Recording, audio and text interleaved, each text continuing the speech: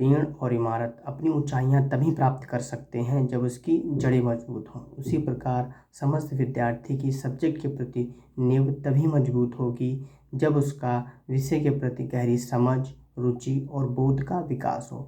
यह तभी हो सकता है जब उसकी विषय के प्रति कॉन्सेप्ट और अवधारणाएं क्लियर हों। उन्हीं अवधारणाओं और कॉन्सेप्ट को क्लियर करने के लिए मैं आप लोग के समक्ष विषय बोध चैनल के माध्यम से उपस्थित हुआ हूँ। मेरा अभिवादन स्वीकार करें। नमस्कार। ये क्लास प्रारंभ करने से पहले हम दो चीज़ें जान लेते हैं। पहली बात, यह वीडियो वो सभी छात्र देख सकते हैं जो 9th हाई स्कूल, ग्रेजुएशन और किसी भी प्रतियोगी परीक्षा की तैयारी कर रहे हैं। दूसरी बात, मेरी समस्त बातों को आप लोग किसी रजिस्टर में नोट कर लीजिए, क्योंकि जब वीडियो की संख्या बढ़ जाएगी तो आप प्रीवियस वीडियो के कॉन्सेप्ट और अवधारणाओं को भूलने लगेंगे, जिसके कारण मैं अगर कोई भी चीज़ कनेक्ट कराऊंगा तो आपके माइंड से वो चीज़ स्किप हो जाएगी और वो चीज़ आप कनेक्ट नहीं कर पाएंगे। और कनेक्ट ना कर पाने के कारण आपकी अवधारणाएं, समझ और बोध का विकास नहीं हो पाएगा। इसलिए मेरी समस्त बातों को किसी रजिस्टर पर नोट करते चलें टॉपिक वाइज, और उन्हें प्रतिदिन रिवीजन करते चलें। ओके, हम पॉलिटी विषय आज से प्रारंभ कर रहे हैं। पॉलिटी विषय प्रारंभ करने से पहले हम पॉलिटी और पॉलिटिकल साइंस में अंतर देख लेते हैं। पॉलिटिकल साइंस मतलब राजनीतिक शास्त्र और राजनीतिक विज्ञान। राजनीतिक विज्ञान एक सिद्धांत है जो सब्जेक्ट के रूप में हाई स्कूल, इंटर, ग्रेजुएशन वाले छात्रों को पढ़ाया जाता है।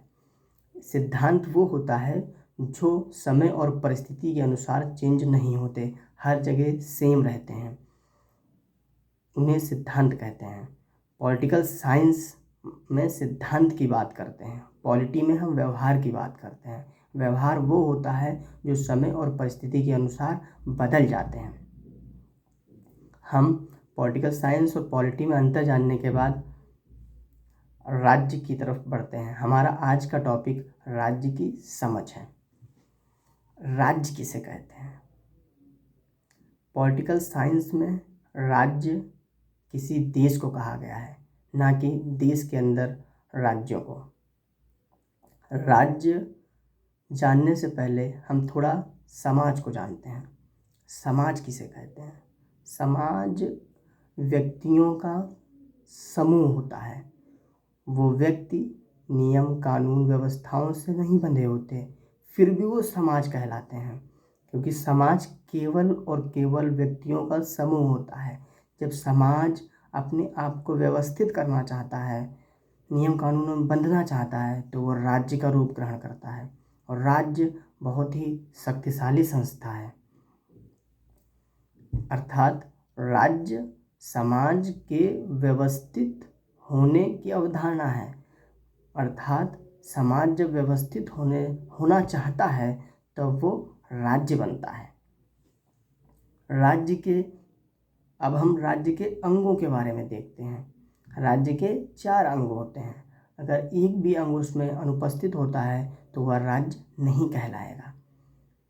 अगर मैं आप लोगों से कहूँ कि आप लोग कहाँ रहते हैं, तो आप लोग पृथ्वी के किसी भूखंड या भूभाग की बात करेंगे, मतलब वो पृथ्वी के अंदर ही होगा।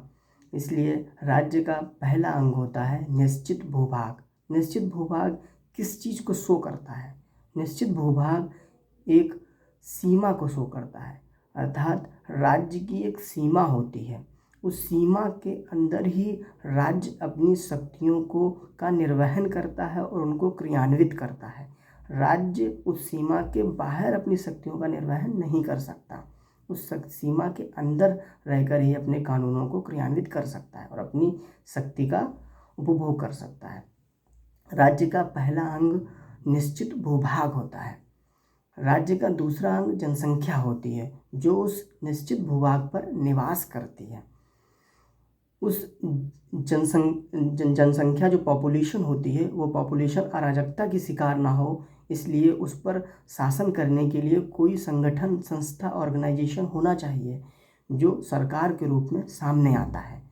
अर्थात राज्य का तीसरा अंग सरकार है। सरकार वह होती है जो एक संस्था के रूप में राज्य में अपने कानूनों को लागू करती है।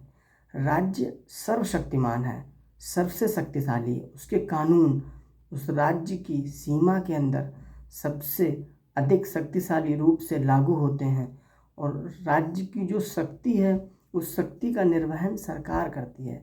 राज्य ने अपनी समस्त शक्तियों को सरकार को सौंप दिया है और सरकार ही उन समस्त शक्तियों का प्रतिनिधित्व करती है। राज्य की समस्त शक्तियों का प्रतिनिधित्व सरकार करती है। सरकार उन शक्तियों को कैसे लागू करती है? सरकार कानून के द्वारा उन शक्तियों को लागू करती है। सरकार के जो कानून होते हैं वो उस राज्य की सेवा में सर्वोच्च शक्ति रखते हैं, अर्थात उससे ऊपर किसी का कानून नहीं चलता। राज्य का तीसरा अंग हम लोगों ने देख लिया। अब राज्य का चौथा अंग जो संप्रभुता है। संप्रभुता जो राज्य का एक बहुत ही महत्वपूर्ण अंग है। संप्रभुता अर्थात वो चीज़ जो संप्रभुता से समझने का आशय यह है, हम इसे दो टाइप में समझ सकते हैं, एक आंतरिक और एक बाह्य। आंतरिक रूप से वो राज्य सर्वोच्च होगा और बाह्य रूप से वो राज्य स्वतंत्र होगा। मतलब राज्य अपनी सीमा में सर्वोच्च होगा और सीमा के बाहर स्वतंत्र, उस पर कोई भी नियंत्रण नहीं होगा अन्य राज्यों का। अन्य राज्य मतलब अन्य देश होगा, जैसे अमेरिका, जापान। भारत एक स्वतंत्र राज्य है और वो संप्रभु संपन्न राज्य है। वो अपनी आंतरिक सीमाओं में सर्वोच्च और बाहर वो स्वतंत्र है। संप्रभुता का यह आशय होता है। राज्य के अंग देखने के पश्चात हम देखते हैं कि राज्य की विकास कैसे होता है। जैसे कि हम जानते हैं राज्य विकास की प्रक्रिया का परिणाम है, अर्थात राज्य धीरे धीरे ग्रो करता जाता है। प्रक्रिया इसमें कहने का तात्पर्य यह है कि इसकी थ्योरी का इवोल्यूशन हुआ है, इसकी थ्योरी का विकास हुआ है। मतलब इसकी थ्योरी समय और परिस्थिति के अनुसार राज्य की बदल जाती हैं। मतलब राज्य को देखने का दृष्टिकोण समय और परिस्थिति के अनुसार बदल जाता है। इससे 3 थ्योरी बहुत ही प्रचलित है राज्य की, जो हम यहाँ पे देखेंगे। पहली, पुलिस राज्य। पुलिस राज्य मतलब अहस्तक्षेपी राज्य। इसका मतलब ये है कि वैसा राज्य जो किसी भी व्यक्ति के कार्यों में हस्तक्षेप नहीं करेगा, उसे पुलिस राज्य कहते हैं। पुलिस राज्य आपकी संपत्ति की सुरक्षा करेगा, आपकी संपत्ति कोई छीन ना ले, आप पर कोई आक्रमण ना कर दे, इसकी रक्षा करेगा, नियम और कानून व्यवस्थाएं देखेगा। इसे पुलिस राज्य कहते हैं। दूसरा समाज सेवी राज्य होता है और तीसरा कल्याणकारी राज्य। आधुनिक समय में कल्याणकारी राज्य की अवधारणा प्रचलित है।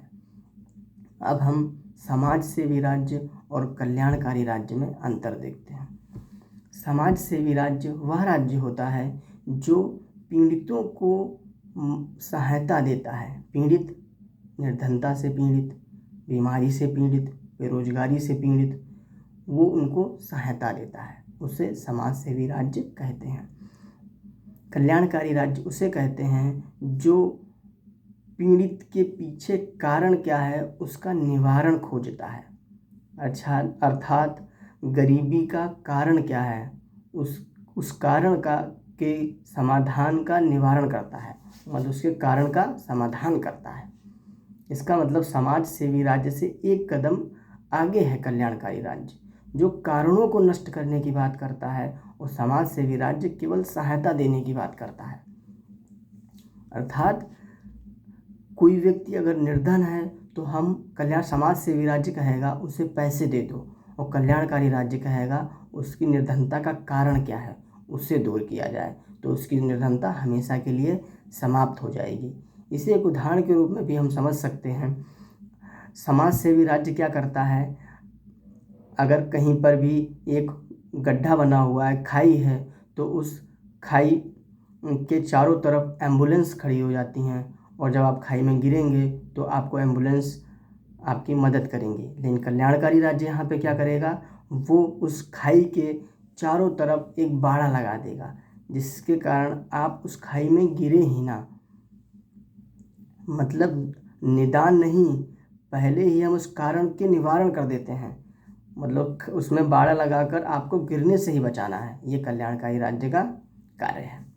कल्याणकारी राज्य के 3 प्रकार के कार्य होते हैं। मतलब ये 3 प्रकार के कार्य करता है कल्याणकारी राज्य वर्तमान आधुनिक युग में। पहला कार्य नियामक के रूप में। नियामक के रूप में अर्थात नियम बनाता है, जिसके द्वारा वो बाजार पर नियंत्रण रखता है, एकाधिकार पर नियंत्रण रखता है, एकाधिकार को होने नहीं देता है, एकाधिकार पर नियंत्रण रख के वो बाजार पर नियंत्रण रखता है। दूसरा संवर्धक के रूप में। संवर्धक मतलब जो कमज़ोर, वंचित, अल्पसंख्यक, उनकी मदद करता है, उनका उत्थान करता है। तीसरा प्रबंधक के रूप में, मैनेजर के रूप में। इसमें निजी उद्योगों में वो हस्तक्षेप करता है। अर्थात मैंने बताया था आपको, पुलिस राज्य अहस्तक्षेपी राज्य है, तो कल्याणकारी राज्य हस्तक्षेपी राज्य। मतलब कल्याणकारी राज्य आपके कार्यों में हस्तक्षेप करेगा, आपकी निजी लाइफ में हस्तक्षेप करेगा, जबकि पुलिस राज्य आपके कार्यों और निजी लाइफ में हस्तक्षेप नहीं करेगा। इससे हम ये जान गए कि कल्याणकारी राज्य जो है वो पुलिस राज्य से अच्छा है कि बुरा, ये आप लोग सोचिए। दूसरी चीज़, आपके दिमाग में अन्य प्रश्न और उत्पन्न होने चाहिए, जैसे संविधान सभा के जो सदस्य थे उन्होंने कल्याणकारी राज्य की कल्पना की, ना कि किसी अन्य राज्य की। ऐसा क्यों? कल्याणकारी राज्य की जो कल्पना संविधान सभा के मेंबर कर रहे थे, क्या वो कल्याणकारी राज्य अपने उद्देश्यों को प्राप्त करने में सफल हुआ है या नहीं? वर्तमान में हम क्या देख रहे हैं? वर्तमान में क्या भारत में गरीबी है? वर्तमान में क्या भारत में बेरोजगारी है? वर्तमान में क्या भारत में कुपोषण, बीमारी, जैसे हाल ही में हंगर इंडेक्स आया जिसमें भारत की 111 रैंकिंग दर्ज की गई है, ये क्या दर्शाता है? और स्टेटस भारत का सीवियर है, मतलब कि भारत बहुत ही हंगर में आ रहा है, सीवियर स्टेज में आ रहा है। इससे ये हमें पता चलता है कि ना वर्तमान में गरीबी का निवारण किया गया है, ना वर्तमान बेरोजगारी का निवारण किया गया है, ना अन्य सामाजिक समस्याओं का निवारण किया गया है। तो क्या कल्याणकारी राज्य का जो लक्ष्य है, वो कल्याणकारी राज्य अपना लक्ष्य प्राप्त करने पे असफल रहा? ये आप लोग सोचिए। दूसरी चीज़, कल्याणकारी राज्य का जिक्र संविधान में किस भाग में किया गया है, ये आप लोग मुझे बताएं। और भाग के उसे क्या बोलते हैं हम लोग, और उस कल्याणकारी राज्य संविधान में जिक्र क्यों किया गया है? हम अन्य राज्यों को क्यों नहीं रख सकते थे? क्या हमें और कुछ प्राप्त करना था? इन सभी बातों पर आप लोग विचार करें। ओके, धन्यवाद।